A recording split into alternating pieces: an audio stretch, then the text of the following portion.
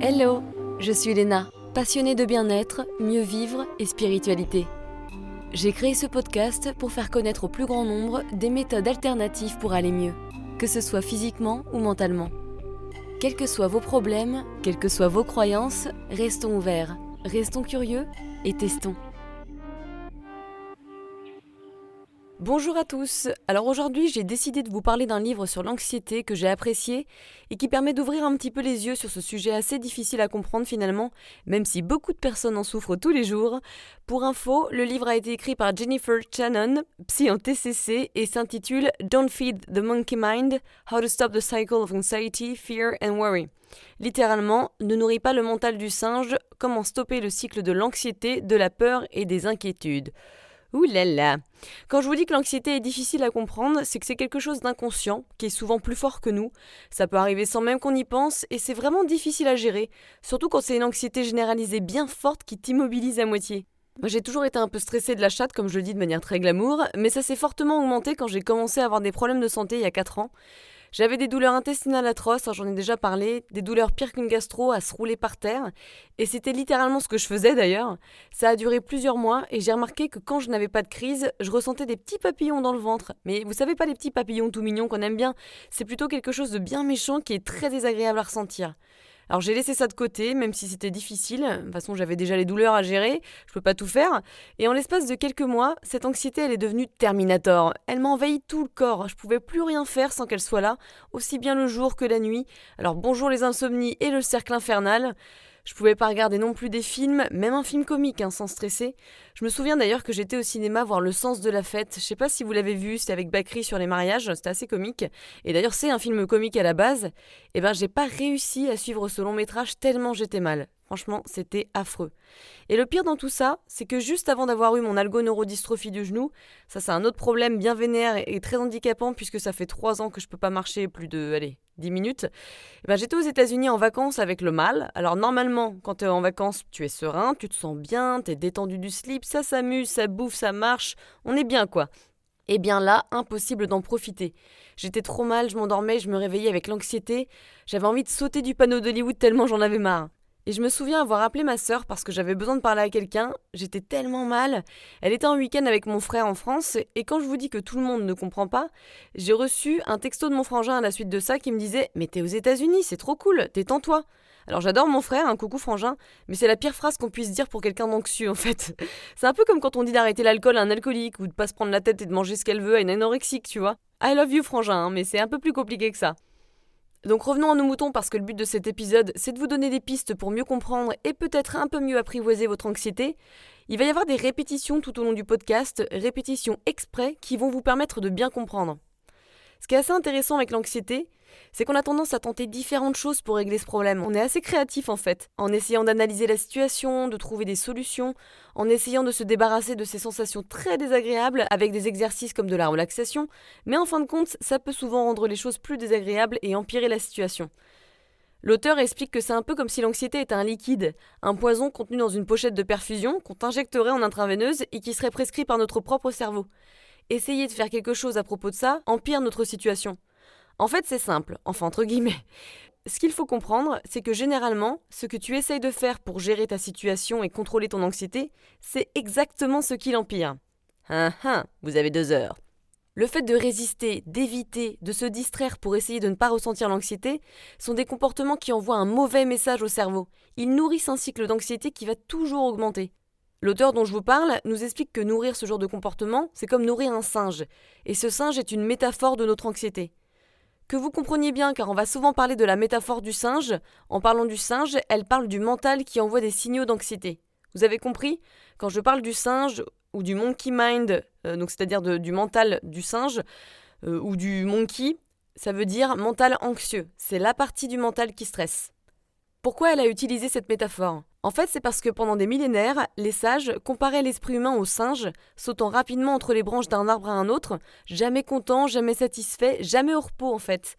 Et les tracas dans notre tête sont comme ces singes qui n'arrêtent jamais et qui passent d'une pensée à une autre.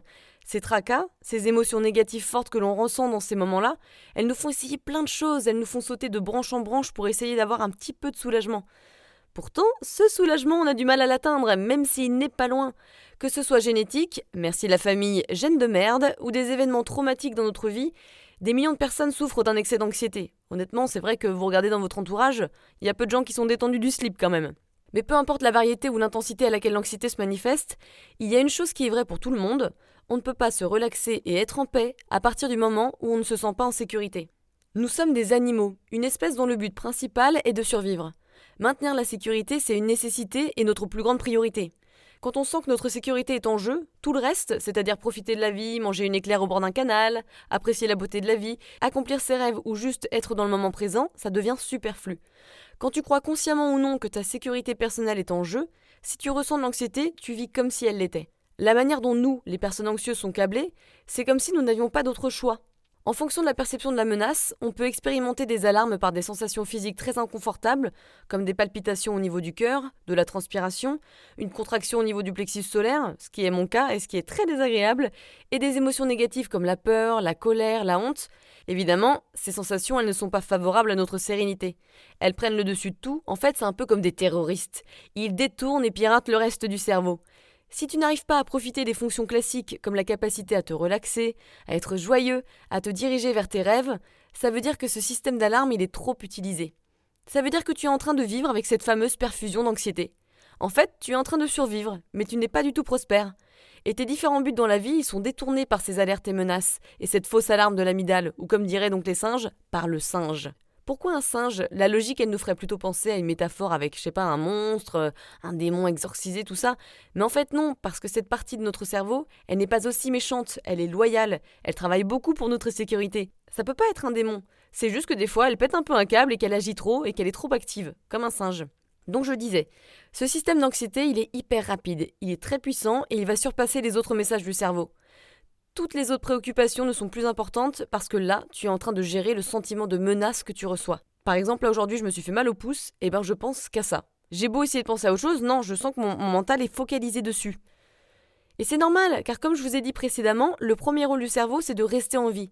Donc cette réaction de lutte ou de fuite qu'on appelle fight or flight en anglais, c'est un appel à passer à l'action venant du mental, le fameux monkey mind ou le mental du singe, ça veut dire la même chose, le cerveau primitif. Gardez en tête que je vais utiliser ce terme monkey mind pour parler du singe, cette partie du cerveau qui nous envoie de l'anxiété. Comme si nous garder en sécurité, c'était pas une responsabilité assez importante, ce monkey mind contribue grandement à deux fonctions dans le cerveau, nous garder en vie, comme je viens de le dire, et préserver notre connexion avec les autres. Afin de protéger notre statut social, ce monkey mind, il est toujours en train de vérifier, de regarder, d'écouter ce qui se passe autour de toi, avec les autres notamment, en recherchant les petits signaux qui vont lui dire si jamais tu es respecté, si jamais tu es aimé et si tu appartiens bien à une communauté. Pour lui, il faut que tu rentres bien dans les bonnes cases. Si tu t'engueules avec tes voisins, que tu te fâches avec tes copains ou ta famille, ou s'il y a un sujet de discorde à travers ta communauté, même si tu n'en es pas conscient, le monkey mind ressent un potentiel problème et qu'est-ce qu'il va faire le petit ? Il va sonner l'alarme, pardi. Il va te faire ressentir de la peur et sa type d'émotions négatives comme de la honte ou autre afin de te rappeler que tu dois te comporter comme il faut avec les autres pour rentrer dans le moule. Ces leçons qui ont probablement été assez dures à vivre et assez dures à apprendre pour nos ancêtres, elles sont enregistrées dans notre ADN et elles informent le monkey mind de menaces potentielles pour nous permettre de survivre. Le problème, c'est que quand le singe rencontre une situation dont il n'a pas été programmé à reconnaître, il doit donc deviner si oui ou non c'est une menace. Et pour ceux qui souffrent de beaucoup d'anxiété, celui-ci se trompe et se met beaucoup trop souvent en mode sécurité, il y a un risque Mayday, Mayday. Si un jour devant un passage piéton, vous avez failli vous faire renverser par une voiture ou un camion, le lendemain, si vous repassez dans la même zone, vous n'allez pas être bien. Vous allez probablement ressentir un peu de stress. Vous allez bien vérifier autour de vous, vous allez peut-être avoir les mains qui tremblent et vous remémorer des images vivides de cette voiture qui roulait trop vite et qui a failli vous péter la cervelle. Mais on est d'accord que ce n'est pas tous les jours que vous risquez ce genre d'accident. Statistiquement, il y a peu de risques que cette situation se repasse. Pourtant, vous êtes anxieux et c'est normal, parce que votre monkey mind, votre mental anxieux, il ne peut pas se rassurer. Il est mauvais en analyse de risque. Il n'est pas bon en maths en fait. Quand ce souvenir de cette voiture revient dans votre esprit, le monkey mind remarque cela. Il fait une estime par rapport au niveau de danger que vous allez rencontrer, et sans faire une pause pour analyser et réfléchir profondément si cette situation risque de se reproduire régulièrement ou non, il va tout de suite sonner l'alarme. Et quand il appuie sur le bouton de la peur, on devient hyper focus sur notre survie. Le singe est en train de crier « Wow, wow, wow, quelque chose va pas là, faut faire quelque chose !» La manière dont tu vas réagir dépend de ce que tu as déjà appris dans le passé. Tu peux par exemple rester complètement immobilisé par la peur pendant un certain moment, en n'osant pas traverser ce passage piéton à nouveau, ou attendre que d'autres personnes le traversent. Tu peux éviter de repasser au même endroit, ou tu peux utiliser le métro pour ne plus avoir à marcher et potentiellement rencontrer cette situation à nouveau. Quand le monkey a appuyé sur le bouton d'alerte, généralement les actions ne sont pas cohérentes, car quand ta réponse de stress est activée, tout ce qui est chimique, tout ce qui est hormonal, ainsi que les émotions, en fait tout se met au travail et comme je vous l'ai dit plus tôt, ça pirate ton cerveau. Finalement, c'est plutôt un bel accomplissement, parce que c'est une grande capacité pour un petit singe. Peu importe votre intelligence, peu importe si vous êtes clair dans votre esprit, tout est déformé quand c'est vu à travers la peur. Mais la vie, elle s'arrête pas quand les menaces se manifestent dans la réalité.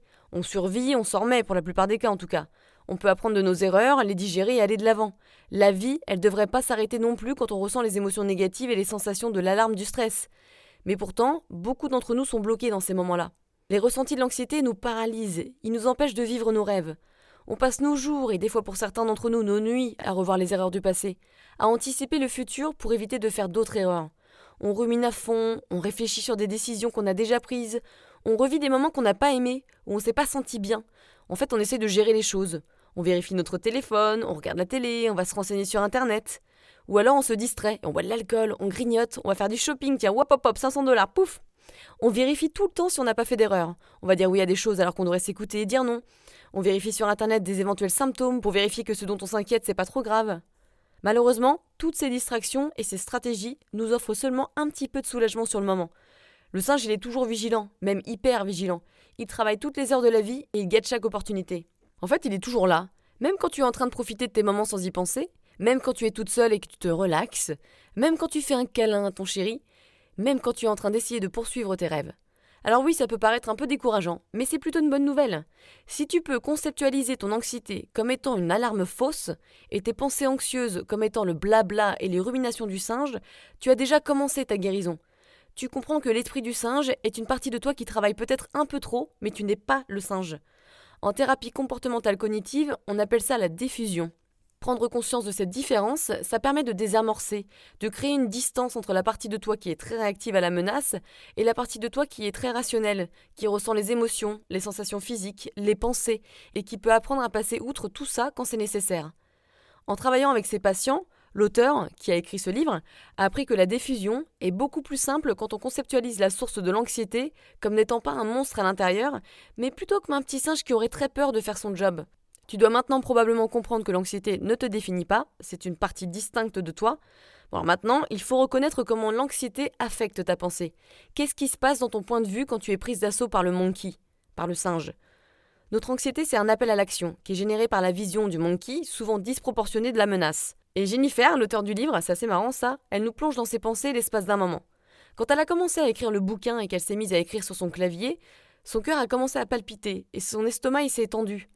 Elle se remettait trop en question, elle n'était pas sûre de la manière dont elle devait écrire le bouquin, et elle se disait qu'un auteur devrait le savoir. En réfléchissant à ça, elle a remarqué que le vernis de ses ongles n'était pas terrible. Ouh là là, faut que je me les refasse. Un peu abîmé. Ensuite, en se reconcentrant sur son texte, elle s'est posé tout un tas de questions du genre est-ce qu'elle était prête à écrire un livre ? Est-ce que ce qu'elle allait écrire allait être bien ? Est-ce que ses explications allaient être claires ? Elle se disait que si elle avait tort et que ses informations étaient fausses, tout le monde se moquerait d'elle et on dirait d'elle qu'elle est un imposteur. Ensuite, elle s'est souvenue qu'elle avait lu récemment des articles, et du coup elle se demandait si ça ne serait pas intéressant qu'elle fasse plus de recherches pour avoir plus de précisions sur son sujet. Parce qu'elle se disait que si son livre n'était pas bon, ça allait non seulement décevoir son auditeur, mais aussi ses lecteurs, ses amis, sa famille, et que du coup elle allait décevoir tout le monde. À ce moment-là, ses mains ont commencé à trembler. Elle a regardé par la fenêtre et elle s'est rendue compte que dans le jardin, il y avait une merde de chien qui n'avait pas été ramassée. Et en fait, tout ça, tout ce que je vous décris là, c'était les pensées du monkey, le singe stressé, qui essayait, par ses pensées, de la détourner de cette activité d'écriture car c'était une potentielle menace.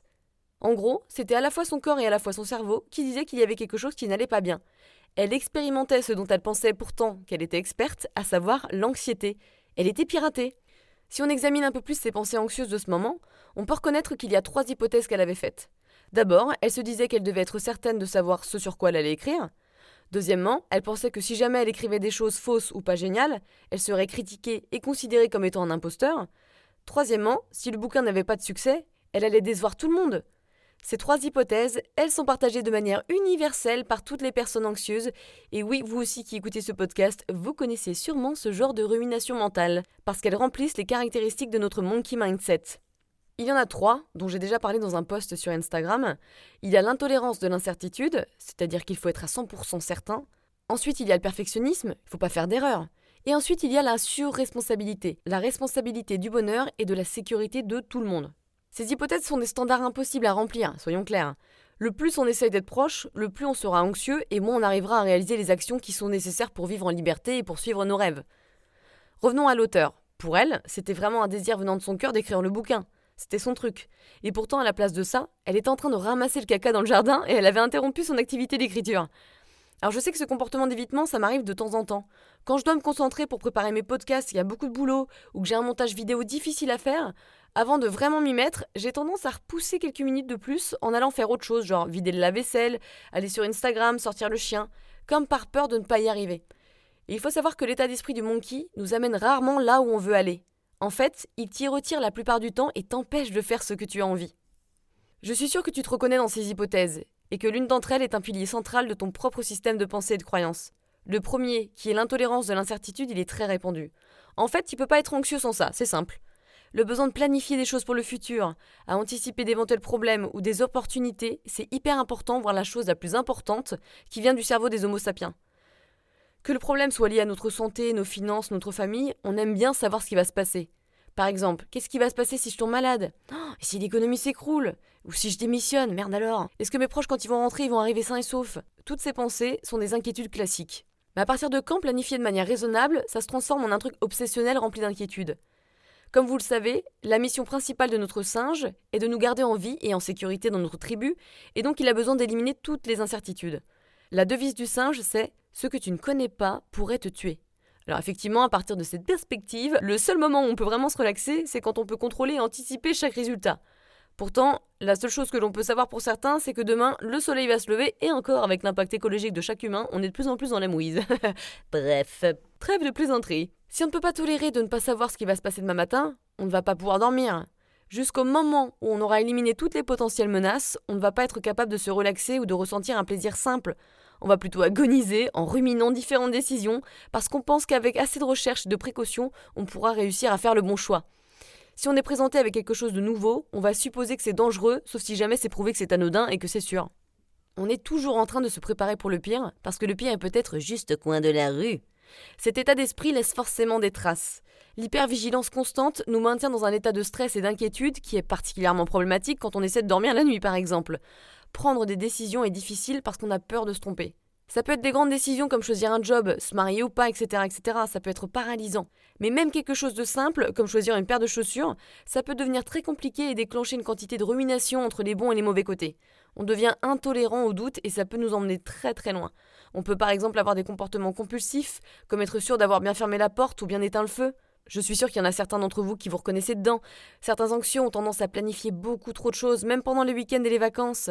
Parmi tes amis, si c'est pas toi bien sûr, tu connais quelqu'un qui planifie tout pendant ses vacances de A à Z. Tu sais, la personne qui te laisse à peine te poser les fesses pour te bronzer la nouille devant la piscine, qu'il faut aller visiter un musée ou faire une randonnée. Hop hop hop. Et quand tu es cette personne et que la liste elle ne finit plus, que les choses ne se réalisent pas comme elles devraient, tu deviens hyper frustré et tu n'arrives plus à profiter du moment. Le problème quand tu as besoin d'être certain, c'est qu'en fait tu ne pourras jamais être serein, parce qu'il y aura toujours quelque chose dont tu auras besoin d'être sûr. Chaque minute tu vas essayer de te battre pour atteindre quelque chose qui est inatteignable, à savoir être certain sur tout.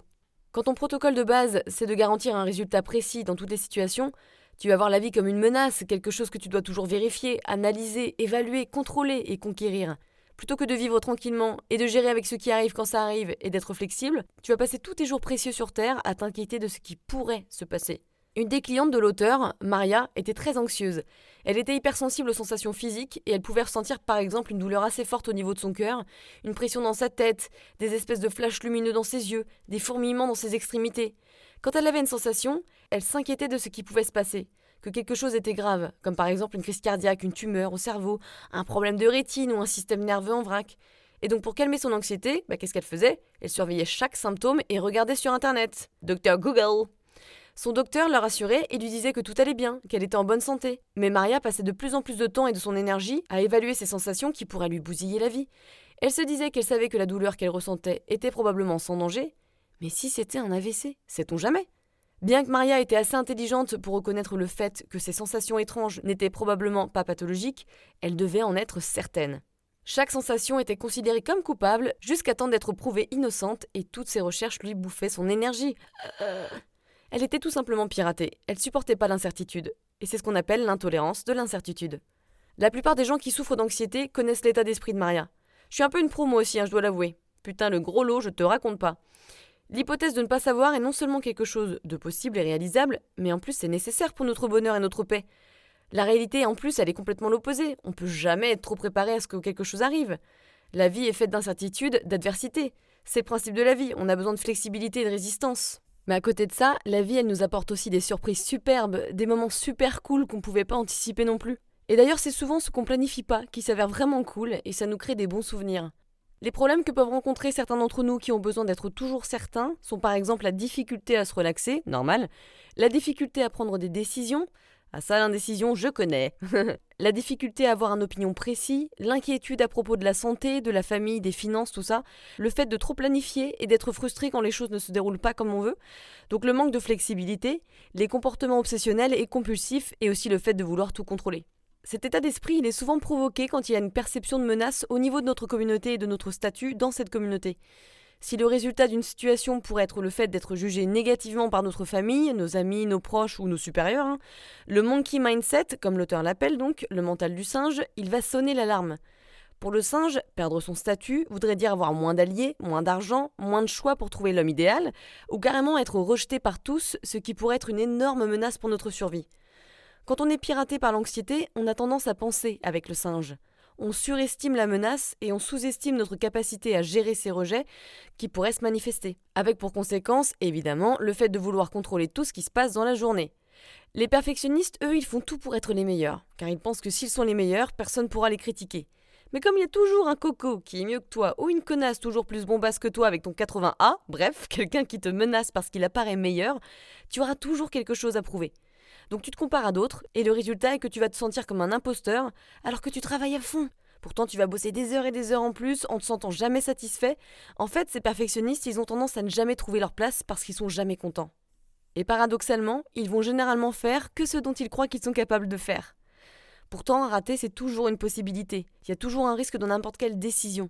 Alors quand on accepte qu'il y a un peu de risque dans nos choix, dans notre vie, on se prépare mieux aux éventuels soucis. Par contre, si c'est l'inverse, et qu'on est dans le déni, qu'on refuse de perdre ou de rater quelque chose, on finira par être complètement incapable de prendre des risques qui sont pourtant nécessaires pour réaliser nos rêves. Et c'est pour ça qu'en plus de l'anxiété, le perfectionniste est souvent déprimé. D'autres problèmes quand on est perfectionniste, on travaille trop évidemment, mais on est souvent déçu des résultats, on n'essaye pas de faire des choses qu'on ne connaît pas, on peut avoir le syndrome de l'imposteur, alors ça moi j'en connais plein autour de moi, ça rumine beaucoup, notamment vers les anciennes fautes qu'on a pu faire, l'estime elle est super down, elle est très basse, on procrastine et on a du mal à prendre des décisions tout en étant très conservateur dans les choix que l'on fait pour pas prendre de risques, on rumine quand on a des invitations pour aller quelque part, on est souvent timide, on a tendance à rester dans nos peurs et ne pas aller à la rencontre des autres pour ne pas passer pour un con, pour ne pas être jugé. En fait, c'est fou ce qu'on rate quand on est perfectionniste, en fait. Et on peut aussi avoir l'impression de se sentir responsable du bonheur de tout le monde, ce qui mènerait plutôt au burn-out, tant personnel que professionnel. Quant aux gens qui se sentent très responsables, et ça c'est le deuxième point d'anxiété, même si je suis sûre qu'il y en a bien plus évidemment, ils ont peur de perdre la connexion. En fait, ils font tout pour plaire aux gens, que ce soit les boss, les amis, les proches, et même des fois les étrangers. Et de cette manière, ils se négligent. Moi j'étais comme ça à fond, maintenant je commence à être un peu plus égoïste, à me protéger. Peut-être que tu te reconnais là-dedans, t'es peut-être consciente, ou pas, que tu fais beaucoup trop et que tu devrais mettre des limites avec les autres, mais peut-être que tu n'y arrives pas, parce que si les autres sont déçus, tu te sens coupable. Si les gens sont en colère contre toi, tu penses probablement que c'est ta faute, tu te sens concerné, tu te sens responsable. Même quand ils sont en colère contre autre chose, tu te sens responsable. C'est fou, c'est dingue, c'est une espèce de truc automatique. Quand on a cette mentalité, on fait un peu tout pour les autres, pour répondre à leurs besoins et leurs attentes. Peu importe ce qu'il faut faire pour garder la connexion. C'est ce qu'on appelle en anglais un coping mechanism, une sorte de moyen qu'on a trouvé pour survivre de nos traumas. Mais penser que la seule manière pour que tu sois heureux et en sécurité et que tu fasses plaisir aux autres, c'est une responsabilité que personne ne peut gérer. Même si tu peux essayer de les aider à être plus heureux et en sécurité, tu pourrais pas les changer. Et certains vont abuser de ça et de toi d'ailleurs.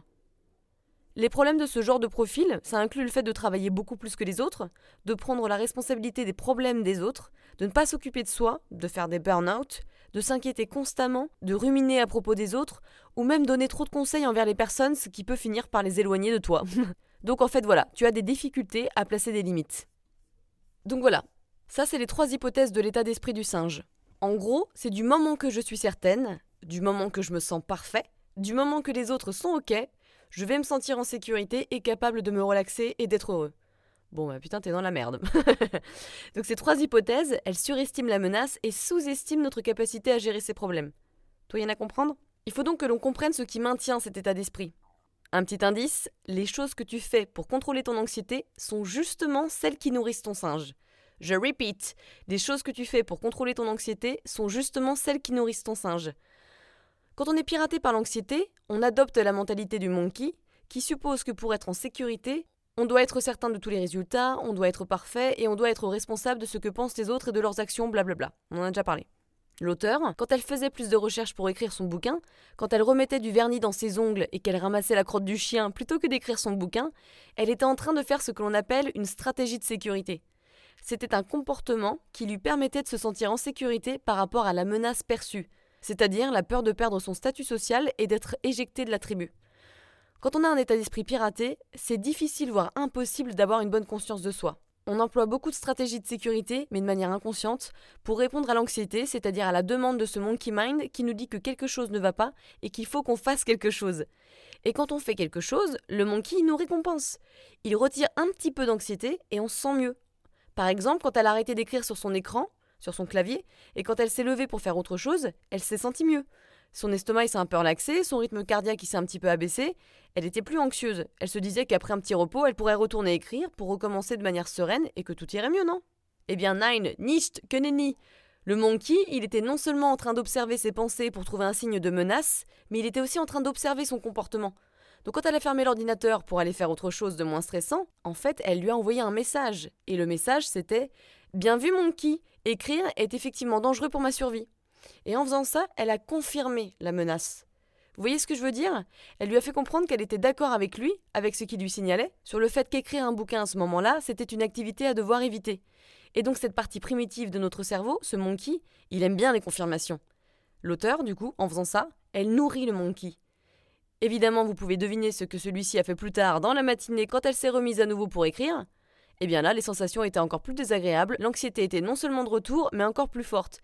Et donc la stratégie qu'elle avait employée en allant faire des tâches à droite à gauche pour se distraire, ça avait augmenté son cycle d'anxiété. À chaque fois qu'elle nourrissait ce monkey, avec chaque répétition de ce cycle, et en échange d'un petit soulagement temporaire de l'anxiété, elle garantissait plus d'anxiété dans le futur. Alors oui, c'est le serpent qui se mord la queue. La partie anxieuse de notre cerveau, elle peut pas être raisonnée, confortée ou même distraite de sa mission principale. La seule chose que l'on peut faire pour le calmer, c'est de le combattre en rejetant ces signaux avec nos comportements. Dans le cas de l'auteur, ça aurait voulu dire qu'il fallait qu'elle continue d'écrire malgré les signaux, malgré ce qu'elle ressentait et malgré ce qu'elle pensait.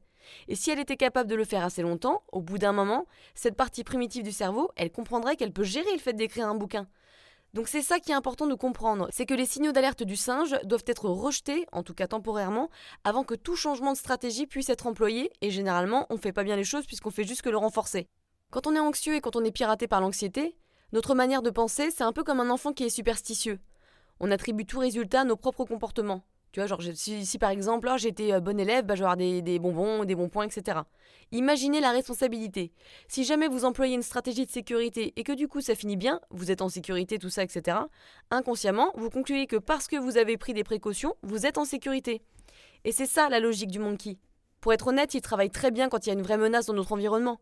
Mais quand il y a une mauvaise interprétation de la menace, ça va pas le faire, ça va tout déformer. Quand l'auteur a fermé son ordinateur ce matin-là, elle a confirmé les hypothèses du monkey, à savoir « je dois être certaine, je ne peux pas faire d'erreur, je suis responsable pour tout le monde ». Effectivement, si comme l'auteur on arrête de faire ce qui nous fait peur ou nous provoque de l'anxiété, c'est sûr qu'il va rien nous arriver, on va être protégé, on va rien faire de mal, on va laisser tomber personne. Donc on évite le pire, mais en fin de compte on évite le mieux aussi puisqu'on fait rien. Moi par exemple quand je me suis blessée avec mon algoneurodystrophie il y a 3 ans, du coup en fait j'ai complètement arrêté de marcher. Et j'aurais jamais dû faire ça, mais ça je le savais pas et personne ne me l'a dit. Vu que ça me stressait parce que j'avais peur d'avoir mal et que ça s'inflamme encore plus, j'ai arrêté de marcher. Donc j'ai confirmé le monkey et les pensées du monkey. J'ai confirmé l'alarme, alors qu'en fait j'aurais dû continuer à marcher de manière peut-être très courte. Du coup je n'aurais pas confirmé ces menaces. Vous voyez ce que je veux dire ? Pour revenir à Maria qui est l'hypocondriaque de l'histoire, elle avait toujours des alertes par rapport à sa santé et ce toute la journée. Et ce qui nourrissait l'alarme qui déclenchait le stress, c'était ses propres réactions.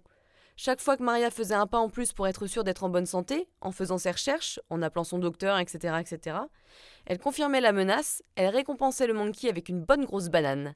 Et donc celui-ci, il se disait, parce que j'ai alerté Maria de la possibilité d'une crise cardiaque, elle est allée chez le docteur et elle a empêché qu'il y ait une catastrophe, et donc le cycle d'anxiété se complétait. Samantha, c'est une autre patiente de l'auteur qui, elle, avait un fils drogué, alcoolique, et elle avait tendance à l'appeler plusieurs fois dans la journée pour être sûre qu'il ne lui est rien arrivé, mais également pour lui donner de l'argent parce qu'en fait, il se gérait pas du tout. Donc elle avait peur pour la sécurité de son enfant, ce qui peut se comprendre. Et en appelant systématiquement son enfant pour être sûre qu'il soit en vie et qu'il se sente bien, Samantha, elle disait au monkey que la menace était vraiment réelle et que son enfant aurait très bien pu mourir d'une manière ou d'une autre. Donc globalement, c'est comme si elle lui disait « Merci pour la nouvelle, le fait que tu m'aies rendue anxieuse m'a vraiment servi à faire attention, à vérifier que mon fils aille bien. N'oublie pas de faire la même chose la prochaine fois que je vis ce genre de moment. » Donc tu vois, c'est un cycle infernal. On nourrit le stress, on le renforce. Alors toi aussi, réfléchis à une situation qui te rend anxieux. Ça peut être une sensation physique, comme par exemple dans le cas de Maria qui est hypocondriaque et qui est hypersensible à la moindre sensation, ce que je suis un peu à cause de mes douleurs chroniques, ou alors ça peut être une situation qui est arrivée au travail, ça peut être une situation dans ton foyer ou avec ta famille, tes potes, tout ça. Une fois que tu as la situation dans ton esprit, pose-toi ces 3 questions. Tu peux prendre des notes pour te les répéter quand ça va pas. De quoi j'ai peur? Quelle est la pire chose qui pourrait arriver si c'était vrai? Qu'est-ce que ça voudrait dire par rapport à moi, à ma vie ou à mon futur? En utilisant ces réponses, essaye de déterminer ta perception de la menace. Ensuite, décris comment ces pensées te font te sentir. Quelles émotions négatives et sensations tu peux identifier. Ça, c'est très important. Quelles parties de ton corps sont affectées? Note bien tout ça, remarque. Une fois que tu as fait ça, demande-toi « Qu'est-ce que je fais d'habitude pour éviter que le pire arrive dans cette situation ?» Et ça, c'est ta stratégie de sécurité. Hyper important à repérer. Quand tu utilises ta stratégie de sécurité, quel état d'esprit de ton monkey est activé? Vous savez, entre les 3 dont on a parlé, le « je dois être à 100% sûr », le « je dois pas faire d'erreur » ou « je suis responsable du bonheur et de la sécurité de tout le monde ». Les stratégies de sécurité du monkey, elles sont créées pour éliminer tout risque. Pourtant, sans un peu de risque, les nouvelles expériences et les apprentissages sont impossibles.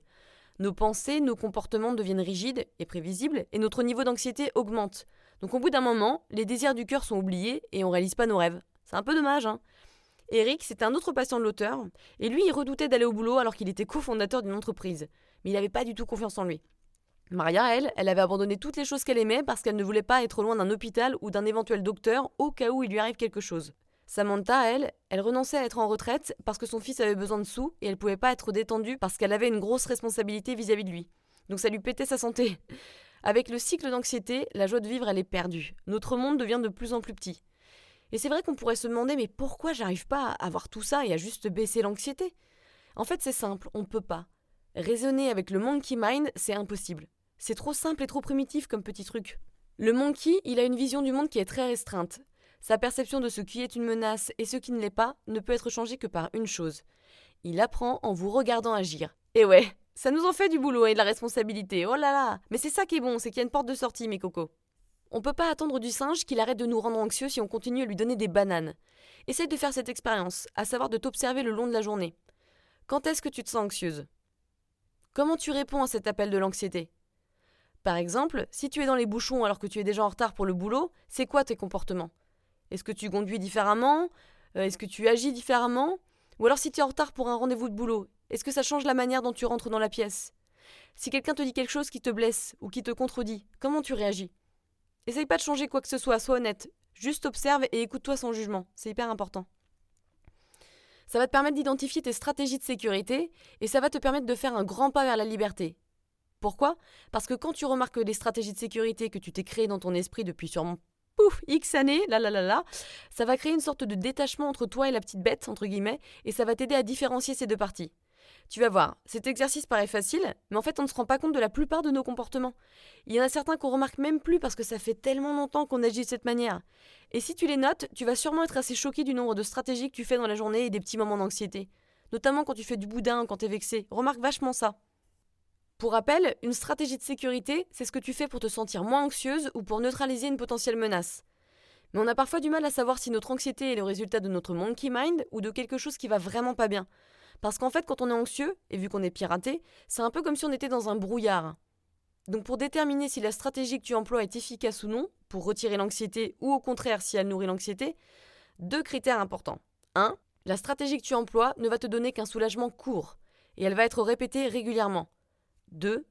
La stratégie que tu emploies t'emmène bien loin de tes projets ou de tes valeurs dans ta vie. Pose-toi bien ces questions. Est-ce que tu répètes certains comportements ? Est-ce que tu as abandonné des choses qui étaient importantes pour toi auparavant, ou est-ce que tu compromets tes valeurs en échange d'un soulagement assez court de l'anxiété que tu ressens ? Par exemple, je sais pas, si t'as pas confiance en toi, que t'as peur d'être jugé ou t'es pas à l'aise, tu vas pas aller à une soirée par exemple. Alors parlons des stratégies de ces 3 hypothèses principales. Pour la première, à savoir je dois être certaine, le meilleur exemple pour illustrer ce point, c'est le fait de tout planifier.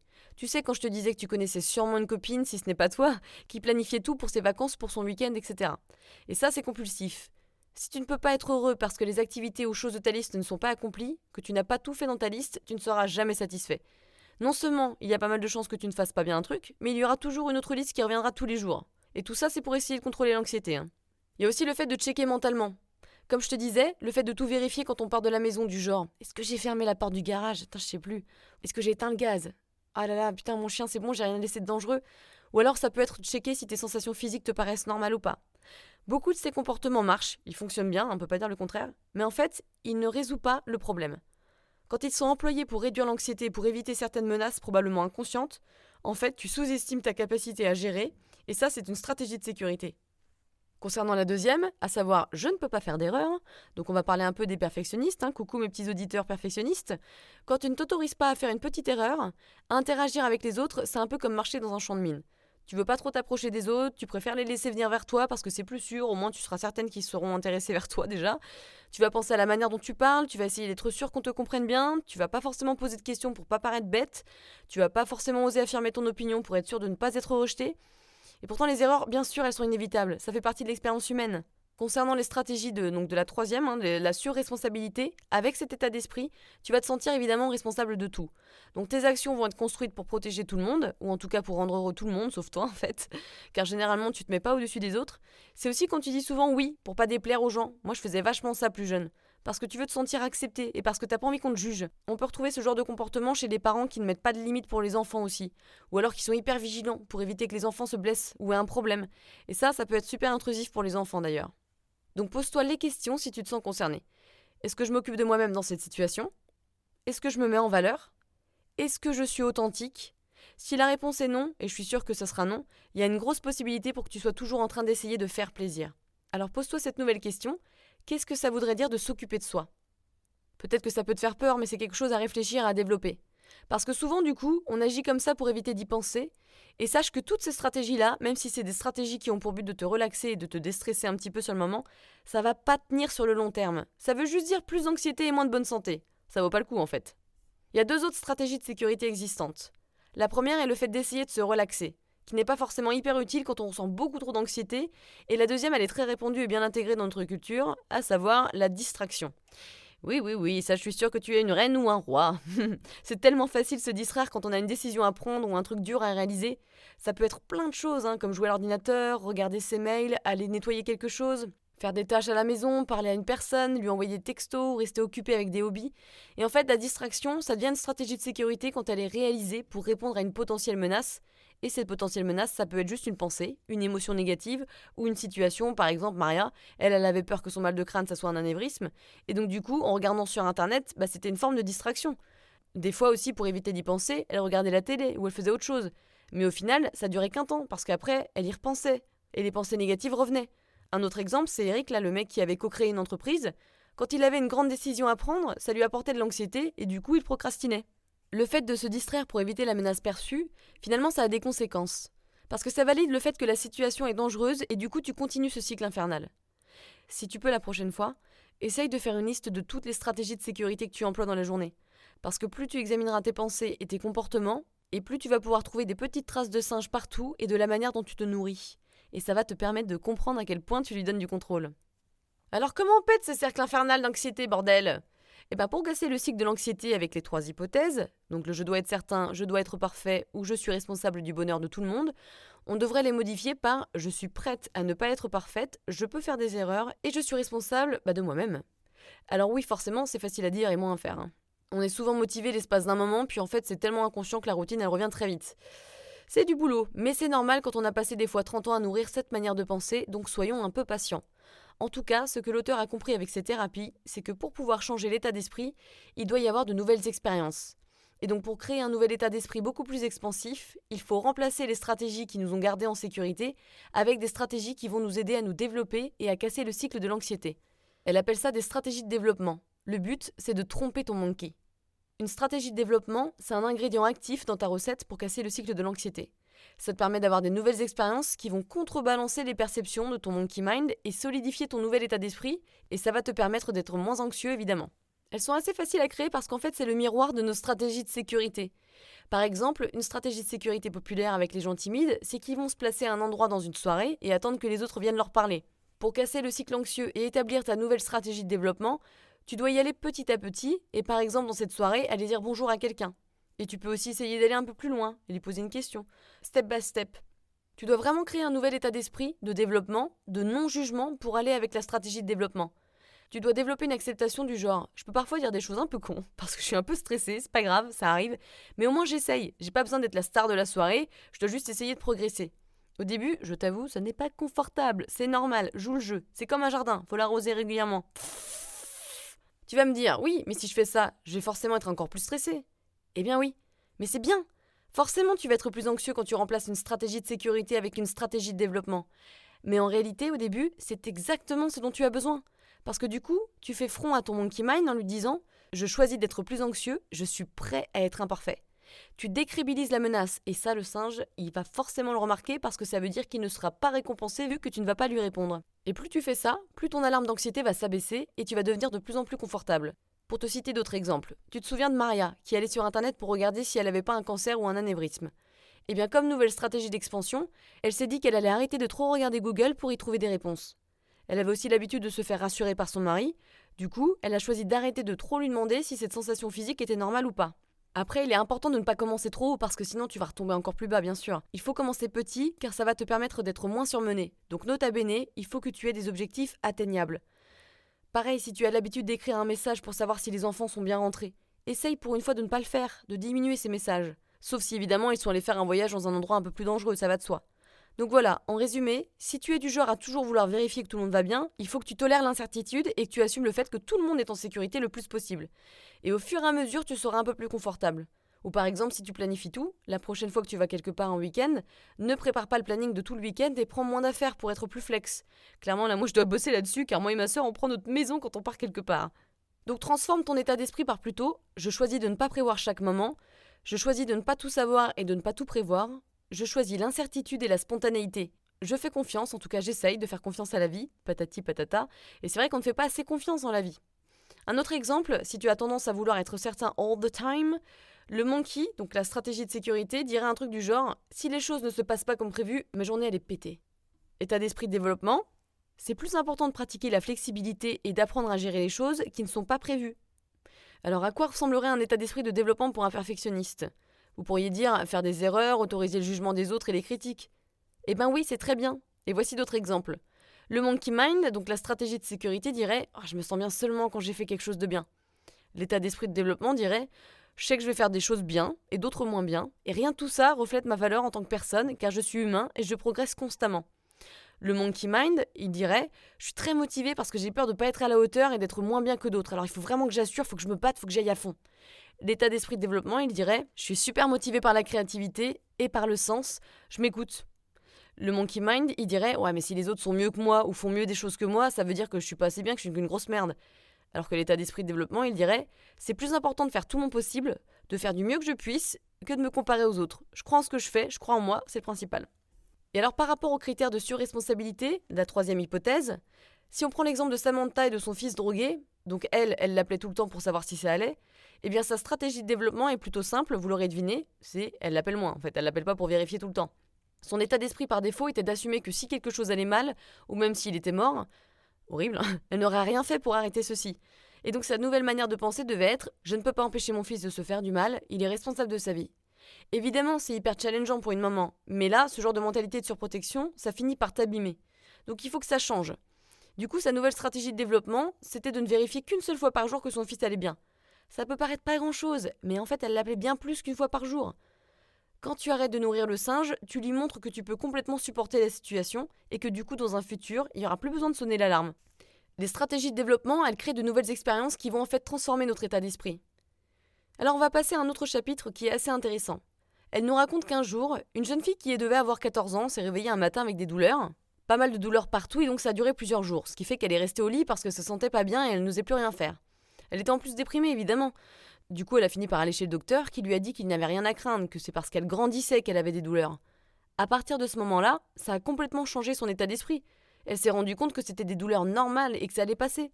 Donc du coup, elle a pu vivre un été super, à jouer au foot, à aller flirter avec les camarades, coquine, à parler avec ses copines et aller dans les booms. Ce qui est intéressant ici, en fait, c'est de constater l'attitude de cette fille par rapport à la douleur, qui a complètement changé une fois qu'elle a compris ce que c'était. La première réaction était remplie de peur, elle se sentait anxieuse par rapport à cette douleur mystérieuse, et du coup elle voulait rester au lit parce qu'elle avait peur et elle voulait éviter les activités de l'été. Mais une fois qu'elle a compris et appris ce que c'était, donc que c'était complètement normal, elle a répondu différemment. Et au fur et à mesure, cette douleur est passée parce que du coup, c'était plus stressant pour elle. Et c'est une métaphore qui montre un petit peu comment ça va se passer pour vous pour que vous essayiez de trouver des nouvelles stratégies d'expansion. Il y aura forcément des émotions négatives qui vont arriver parce que vous essayerez de nouvelles choses. Il y a deux formes d'ailleurs. Il y a les sensations désagréables de stress, comme les trucs classiques genre le cœur qui bat, avoir les mains moites, avoir l'estomac noué. Et deuxièmement, il y a les émotions désagréables comme de la frustration, de la tristesse, etc. Et tout ça, ce sont des réactions du monkey par rapport à vos nouvelles actions. Au début, vous allez ressentir encore plus de sonnettes d'alarme, et ça sera difficile de les ignorer. Donc au début, ça va être nécessaire de ressentir ces sensations-là et de les rejeter. C'est pas sympa comme programme, mais on est obligé car c'est un process de transformation. Et la transformation, c'est pas toujours agréable, c'est sûr. Le fait de remplacer tes stratégies de sécurité avec des nouvelles stratégies, ça va forcément au départ créer plus d'émotions négatives. Ce sera justement ce que tu ne supportais pas dans ton anxiété. Mais ça, cette étape, elle les appelle les sensations nécessaires. C'est essentiel que tu les ressentes plutôt que tu les ignores. Quand tu acceptes de ressentir ces sensations désagréables et que tu comprends qu'elles sont nécessaires et qu'elles font partie d'un programme d'évolution, il peut se passer des choses beaucoup plus agréables. Déjà, on lâche un peu prise là-dessus, on apprend qu'on peut gérer ses émotions, on contredit la perception de menace du singe en lui disant qu'on peut gérer cette situation. Et on se libère nous-mêmes de nos anciens schémas pour pouvoir faire en sorte que l'anxiété, elle dicte plus nos actions. Donc c'est un nouveau challenge. Plutôt que de les traiter comme un signal d'alarme et de te dire que quelque chose va mal, accepte-les comme quelque chose que tu peux tolérer. Ces réponses, elles vont te construire ta résilience. Ça va te permettre de faire des nouvelles expériences et de nourrir ton état d'esprit de développement pour réaliser plus tes rêves. Make your dreams come true. Pour la plupart d'entre nous, la notion de ressentir les émotions négatives exprès, c'est un peu bizarre et ça semble même un peu absurde, voire horrible. Ce serait normal de se dire « Non mais attends, si jamais je me permets de ressentir ces choses-là, c'est-à-dire les sensations désagréables, elles partiront jamais en fait. » Mais en réalité, c'est la seule façon pour qu'elles partent. Quand on s'autorise à juste les ressentir sans répondre à l'appel du singe pour faire quelque chose, c'est le début du bon travail. Retenez bien ça, même les sensations qui nous submergent ont un début, un milieu et une fin. Et elles vont passer comme une tempête. Au bout d'un moment, les nuages se dispersent et puis hop, revoilà le soleil. Here comes the sun. On accepte qu'il fasse pas beau des fois et puis le lendemain il fera beau. Si on savait ça d'ailleurs par rapport à nos émotions, ce serait beaucoup moins stressant parce qu'on aurait bien conscience que demain ça irait mieux. Généralement, on a peur que ça s'empire. On n'aurait pas besoin de se faire autant de soucis sur la durée de notre cycle d'anxiété. Et c'est vrai que ça paraît complètement différent puisqu'on a l'habitude d'utiliser ces stratégies de sécurité qui nous amènent un court moment de délivrance, de soulagement. Ça nous donne en fait une illusion de contrôle. On se dit, si je fais quelque chose par exemple, si je me distrais, je vais pas avoir à sentir l'émotion désagréable et ça va partir tout seul. Mais non, non, non, souvenez-vous, essayez de contrôler les sensations nécessaires, c'est ce qui les maintient. Ça revient en boomerang dans ta gueule. Comme on dit, ce qui résiste persiste. Parce que l'anxiété ne nous accommode pas, c'est à nous de nous accommoder. On a besoin d'une nouvelle réponse à l'anxiété. Donc il faut s'ouvrir, accueillir n'importe quelle émotion et sensation qui arrive. C'est pas facile, je sais à quel point c'est difficile, d'ailleurs je le connais très bien. En anglais, ils disent « getting good at feeling bad ». Littéralement, devenir bon à se sentir mal. Et ça va nous permettre de devenir beaucoup plus résilients et d'avoir une plus forte tolérance à l'anxiété. Et c'est vrai que moi, c'est quelque chose que je faisais pas parce que ça me stressait de stresser. J'avais peur d'avoir, parce que je tremblais, j'avais des frissons, des fourmillements, des trucs bizarres. J'avais peur d'avoir une sclérose en plaques et du coup, j'essayais de me distraire. Donc, je faisais n'importe quoi, ce qu'il fallait pas faire et ça revenait en boomerang. Et en fait, maintenant, quand j'ai ces sensations-là, déjà, j'essaie de plus rajouter d'émotions négatives à ça. Je rajoute pas du pouvoir, tu vois. Généralement, je me pose, je vais dans ma chambre ou dans mon bureau, je m'allonge et je ressens ces émotions, je les accueille et je leur parle comme une maman qui rassurait son anxiété. Il y a deux autres outils pour nous aider. Le premier, c'est vraiment le truc de base, à savoir la respiration. Mais ça marche pas pour tout le monde, donc je vous le dis quand même, mais moi je sais que quand je suis trop stressée, je suis pas fanou. Alors je vais vous donner une petite variante. La prochaine fois que vous vous sentez anxieux, arrêtez-vous un moment et faites attention à la zone dans laquelle vous expérimentez des sensations désagréables. Est-ce que c'est dans votre poitrine ou dans votre estomac ? Est-ce que vous avez mal à la tête ou votre cœur palpite ? Une fois que vous avez localisé ces zones d'inconfort, Commencez à respirer intentionnellement dans la partie de ce corps qui est un peu bloquée. Et imaginez accueillir cet inconfort avec un flot d'air pur. Elle l'appelle la respiration de bienvenue. Donc continue de respirer avec cette intention d'accueillir plutôt que de résister. Moi je parle à ma sensation, comme une mère elle parlerait à son enfant pour le rassurer. Je lui dis que je suis là, que je l'aime, que c'est ok de ressentir cette sensation, que ça va aller. Ne sois pas surpris si le singe fait un caprice et qu'il ajoute de l'anxiété avec des pensées ou des sensations. Sois-en conscient, car ça risque d'arriver, et continue d'accepter avec amour ces sensations. Vraiment, ne rajoute pas d'émotions négatives dans ce signal d'anxiété. Comme d'habitude, ça prend du temps, hein. Alors ne sois pas impatient si jamais ça le fait pas au début ou si tu te sens pas bien. Ça requiert de la pratique. Voici quelques exemples de sensations physiques assez difficiles. Ça peut être d'avoir une pression au niveau de la poitrine, et je dirais même avoir cette pression-là au niveau du plexus solaire, parce que moi c'est le cas et personne n'en parle et je comprends point. Ça peut être des sensations d'étourdissement, de cœur qui bat plus vite, un estomac nerveux, avoir chaud, transpirer, avoir des fourmillements, un engourdissement, une vision un peu déformée. Quand on expérimente tout ça, c'est forcément facile de se convaincre qu'il y a quelque chose de dangereux qui arrive. Et c'est assez alarmant, hein, je comprends. Hein. Mais la vérité, c'est que nos corps sont parfaitement équipés pour gérer ces sensations inconfortables, même quand on ne les comprend pas. Donc accueille-les, respire avec, parle-leur comme une maman parlerait à son enfant avec amour, et ça va te permettre de rajouter moins d'émotions à ces sensations pour qu'elles s'apaisent au fur et à mesure. Plus on les accueille, plus on les digère. Si tu en as conscience quand tu respires et que tu les accueilles, les sensations elles seront déjà moins désagréables, et elles prendront moins d'ampleur. N'hésite pas à faire un journal et à noter tous les événements où tu ressens des sensations désagréables et où tu t'entraînes à les ressentir. Tu peux faire aussi un tableau si tu es visuel. Par exemple, trace des colonnes avec comme première colonne les jours de la semaine. La deuxième colonne, tu peux mettre la situation rencontrée. Ensuite, les sensations physiques désagréables et l'intensité sur une échelle de 1 à 10. La quatrième colonne, tu mets tes émotions rencontrées plus leur niveau. Ça, c'est pour repérer l'importance de la réponse émotionnelle par rapport à la situation dans laquelle tu es. Donc ça peut être par exemple de la tristesse, de l'anxiété, culpabilité, honte, tout ça. Souvent, l'intensité de l'émotion que tu ressens, elle va correspondre à l'intensité des sensations physiques et ça se mélange ensemble. Et c'est vraiment d'apprendre à différencier les sensations physiques de l'expérience émotionnelle. Et ensuite, rajoute une colonne, tu vas pouvoir noter l'accueil que tu fais à tout ça. C'est vraiment intéressant parce que tu vas apprendre à jauger, à mesurer à quel point tu arrives à accueillir ces sensations nécessaires. Alors certes, c'est vraiment assez difficile, mais c'est un exercice hyper intéressant. Parce qu'au lieu de résister comme tu le faisais avant, t'es obligé de l'accepter, de l'observer. Au début, forcément, ton niveau d'accueil il va être un peu bas, c'est normal, et au fur et à mesure, tu vas réussir à apprendre à te relaxer plus. Mais souviens-toi que quand tu fais les exercices d'accueil, tu n'es pas en train de te débarrasser de la sensation de stress, ni d'aimer cette sensation. Tu es simplement en train d'accueillir n'importe quelle émotion qui arrive avec ta respiration. Donc tu respires en acceptant la sensation. Tu expires en rejetant le contrôle. Répète aussi longtemps que nécessaire. En plus de la respiration, il y a un deuxième point qui s'appelle demander plus. L'auteur prend l'exemple des enfants qui pètent un câble quand par exemple ils sont au centre commercial, vous savez, les enfants insupportables, qui font une énorme crise de nerfs avec les pauvres mamans qui essayent de gérer tant bien que mal la crisounette. Eh bien il y a des parents qui vont laisser les enfants faire pour que ça passe malgré l'embarras que ça peut causer. Et au fur et à mesure, l'enfant il va comprendre qu'en fin de compte, ça sert pas à grand chose d'avoir cette réaction parce qu'il n'y aura pas dans tous les cas de bonbons. Et c'est un peu ça ton but. Tu veux que ton singe comprenne que te marteler d'émotions négatives, ça va pas marcher. Il va pas être récompensé. Donc avec cet exercice, avec le fait de demander consciemment plus, du genre vas-y, j'accepte tout le stress que tu me donnes, toutes les sensations. Alors je sais, c'est pas évident. Tu envoies le message qui est je peux le supporter. Le singe, il peut pas apprendre la leçon avant que toi tu l'aies apprise. C'est pourquoi pour accélérer l'apprentissage, on demande plus. Le plus d'émotions nécessaires on peut ressentir et accepter, le plus d'expériences et de nouveaux apprentissages on peut avoir. Alors voici un exemple pour que tu comprennes bien avec Maria l'hypocondriaque. Imagine qu'elle ressent un rythme cardiaque accéléré. C'est donc la sensation désagréable que personne n'a envie de ressentir, évidemment. Et là, au lieu de commencer à stresser, elle va se dire « Super, je veux que mon cœur batte encore plus fort ». D'autres sensations inconfortables vont alors arriver, comme transpirer ou trembler. Maria va se dire « Cool, je veux transpirer et trembler plus, allez, fais péter ». D'autres nouvelles sensations désagréables vont survenir, comme se sentir engourdie. Et elle va se dire « Super, je veux me sentir encore plus engourdie, etc. etc. » Alors oui, ça paraît un peu fou de demander plus alors que ce sont des sensations horribles qui nous font stresser. Mais comme je vous ai dit, ce livre change de tout ce qu'on a l'impression d'entendre. Et voilà pourquoi ça marche. Demander plus d'inconfort, que d'ailleurs tu as résisté pendant de nombreuses années dans le passé, le gros déni des émotions bien enfoui, on en revient à la notion d'accueillir les émotions sans jugement, avec amour, et ça discrédite la résistance que tu as sur le moment. Tu es moins absorbé et influencé par les ordres du singe quand tu es occupé à lui donner des ordres pour toi. Plus tu fais ça de manière intentionnelle, plus tu choisis de ressentir des expériences négatives et des émotions désagréables, et plus l'extension sera forte.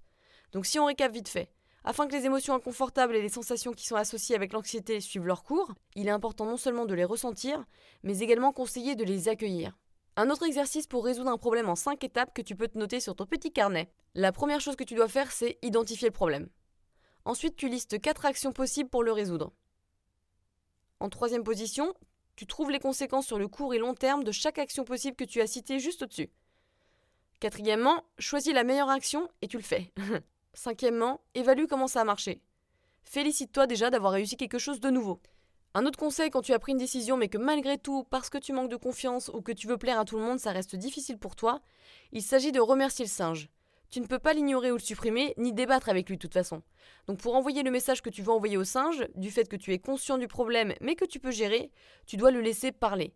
Le laisser parler, ça veut pas dire suivre ses ordres. Ça veut juste dire remarquer le bavardage là comme des nuages, sans juger et sans réagir.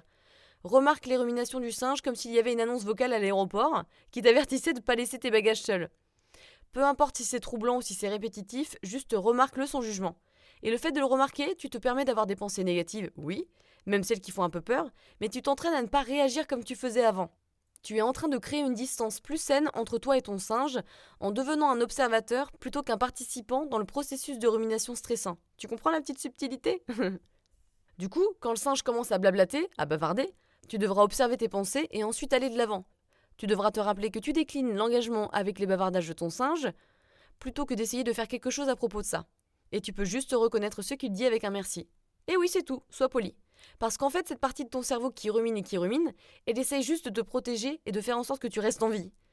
Comme une sonnerie d'alarme, il peut pas être ignoré. Donc reconnais poliment ce que te fait passer le singe comme message. Thank you, bro. Petit récap. Souviens-toi, malgré le fait que ce ne soit pas facile, c'est juste une pensée que tu observes, une pensée qui est le produit d'un cerveau piraté. À chaque fois que tu observes et que tu le déclines, la distance entre toi et ta pensée grandit, et plus tu reprends le contrôle de tes facultés intellectuelles.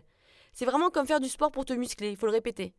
Mais en tout cas, une chose est sûre, n'essaye pas de contrer les pensées négatives du singe avec des arguments venant de toi. Stop, stop, stop, ça sert à rien et pourtant on fait tous ça. Le singe ne comprend pas et n'apprend pas par la raison ou par le débat. Il n'apprend que soit en recevant confirmation de sa perception de la menace, ou deux, en ne recevant pas la confirmation de cette menace.